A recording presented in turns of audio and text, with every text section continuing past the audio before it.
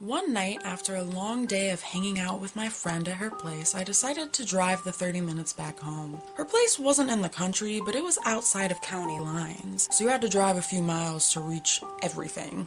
It was about 1 a.m., practically in the middle of nowhere, so I wasn't surprised to be the only one on the road.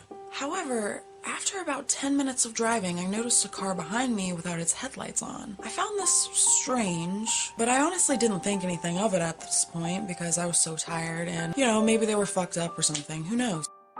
Well, about 5 more minutes passed and I reached a four-way street.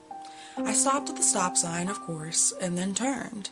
But as I look back, the car is still following me. I got paranoid at this point and decided to make a false turn away from my actual path to see if they followed. Sure enough, they did. I started to freak out at this point. The only thing I could think to do was drive into a well-lit driveway to some random house and park.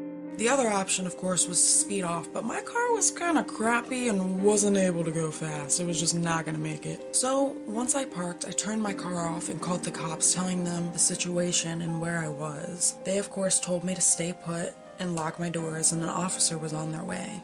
I looked in my rearview mirror and noticed that the car had followed and parked slightly out of view, covered by bushes. After a few minutes, I saw 2 men at the end of the driveway, both in dark clothes and wearing ski masks. One had some undisclosed metal object in their hand and walked towards my car. I literally said, "Oh hell nah," and quickly turned my car on and backed into the dude that was walking up on my car.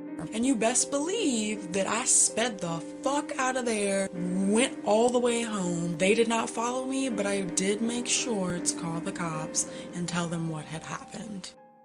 Thanks so much for watching. If you liked this story, be sure to check out my other experiences on the channel and subscribe. Also, be sure to check out my social media accounts. With that being said, don't be afraid to be weird in a world that's so dull, and be safe out there. You never know what could happen.